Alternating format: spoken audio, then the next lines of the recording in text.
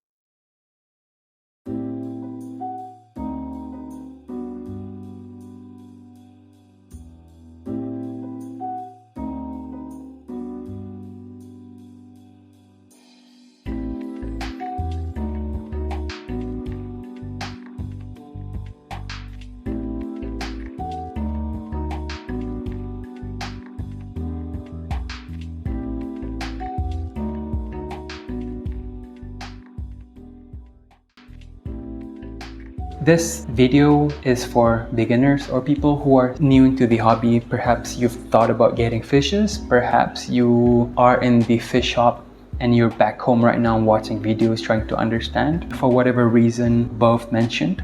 My experience is in terms of the 30 tanks that I have, aquarium tanks. I actually told a fish shop owner that I had 30 tanks. The fish shop owner was shocked because technically speaking I have more tanks than they do. I hope you guys stay and I hope you guys learn a little bit more in terms of how to aquascape. This is based on what I understand and my experience on keeping fishes and keeping aquascaping tanks.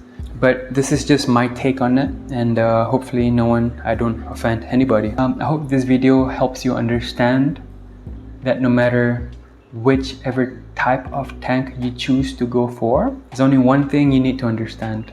Nitrifying bacteria are small little people. No, they're not. They're bacteria. The most important thing is to cultivate nitrifying bacteria. Nitrifying bacteria is what helps your tank become established faster. To me, I would say that aquascaping is not a cheap hobby. I can tell you how much I've spent for this tank. I'll be showing you right here is how much I've spent so far for this tank. However, it was not all in one go.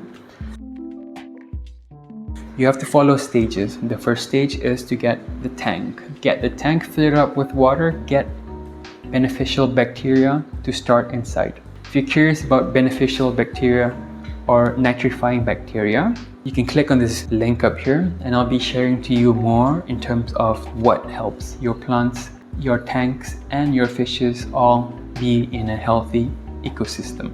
What are a few examples of good media to use to house your bacteria? Well, all the medias that you see, they have a lot of surface area, such as lava rocks. Lava rocks, even though the small granules or the big rock, they have a lot of surface area. The surface area is what the nitrifying binds onto and helps convert your tank from harmful ammonia towards sustainable ecosystem. I'm going to show you a few different examples of media that is new, and this is media that's been used once, twice before. Even though this media I have not used at least a month, it's just been drying out. You can see that it is not pristine, it's not clean, it's actually quite dirty. That dirty bit is what helps cultivate more nitrifying bacteria, and those nitrifying bacteria, filter media, needs to be together. Once they're together, that's what in the aquarium hobby we say your tank is established. After you have gotten that stage, which will normally take 2 weeks up to a month, then you can start buying your substrate. So generally speaking, when you want to make an aquascaping tank, you need to visualize first what kind of tank it will end up being. There's a few different types of themes for your aquascaping tank. If you're gonna go for a Dutch style scaping where you're gonna put a lot of different types of stem plants and different plants, then you might need aquasoil. Aquasoil, you need to understand that the bigger size tank you have, the more bags you need. Logically speaking, however, each bag will cost a certain amount. Based on the tank, you need 2 or 3 bags of aquasoil. That's when you can start putting fish or plants inside. I'll be talking about my 2 feet aquascaping tank, this one here. I wanted to show you how I trim my 2-foot aquascaping high-tech CO2 tank. I'll be doing water changes as well as trimming the plant. Right now, this is the after photo of it. I'll show you the before photo of it. I'm hoping this is some information that would be helpful for you, in which case I'm showing you how I do my process.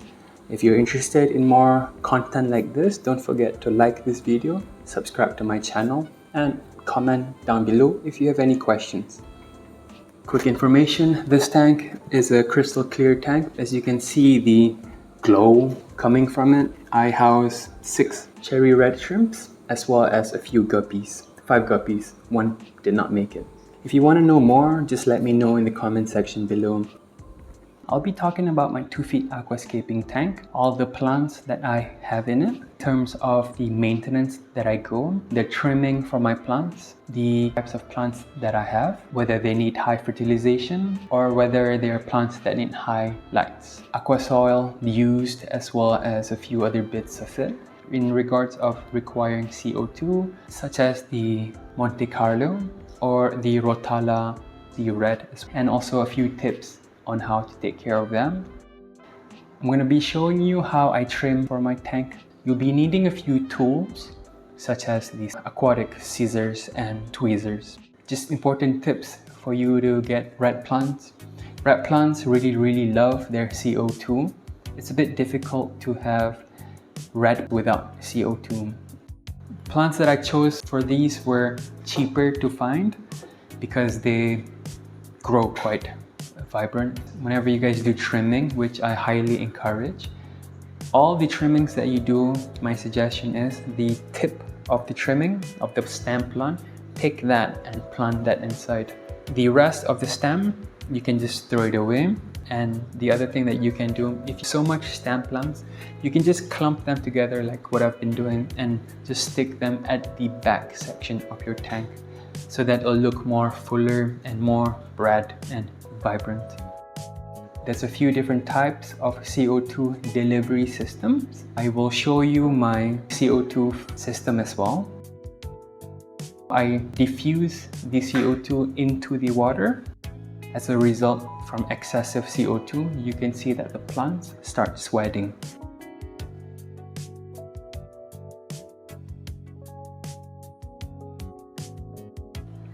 Okay, so I'll be talking about the plants. You need to know the outlay of it, and you need to have sort of general planning.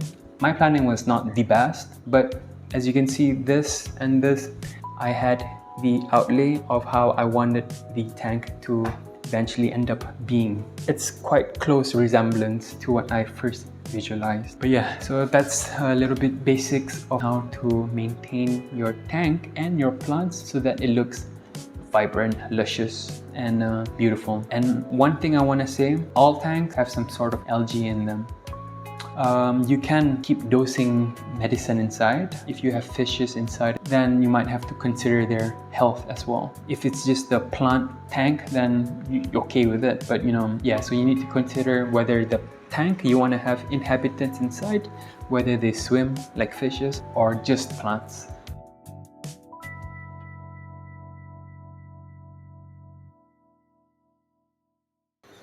Then you might also have to consider that there are some plants that don't need aqua soil, they only need sand to grow. I'll be covering on that more in future upcoming videos. That stage is where you decide how much budget you want to go. For me, this tank cost a lot when you think about it, but when I first started, I started with only 1 bag of aqua soil, and the stones, I only had a few stones. For a few months, for a month, that was it. I maybe had some fishes that I was okay for it to. I had a few mollies that I put in the tank to help speed it up. But because mollies, live bearers, they produce a lot. So to me, if you want to have a new tank, but you're afraid of your tank not having enough bacteria and you want to start it up and you want fish just to see some action, get mollies, get guppies. That's what I did. Anyways, so after that stage, then I started buying more things to add into the tank. I'll be covering on how you can add more aqua soil in your tank once you have the necessary budget. I'll show you the processes. And lastly, if you want to go for a high-tech setup, then you need to consider, you need CO2, you need a good filter system to keep the water moving. Why canister system? Because it's a high-tech setup. I've added CO2 I inject inside the water. I use the outflow and inflow pipes. Then for me, I have a few tanks. It's a bit difficult to plug one tank, different plugs. My plug sockets actually blew up. That's what happened a few months ago. Yeah, so for me, I had to find different ways to make sure everyone gets their necessary requirements. Stage is where you might have to end up spending a little bit more. If you go for a high-tech setup, then you need to have saved up a little bit in terms of getting a high-powered light, a good canister system. And for me, I got the biggest CO2 canister when I first started, but I have 5 other canister tanks with me as well. And I hope you guys have enjoyed, have learned 1 or 2 things by watching this video. Take care of yourselves. I'll see you guys in the next video. Peace!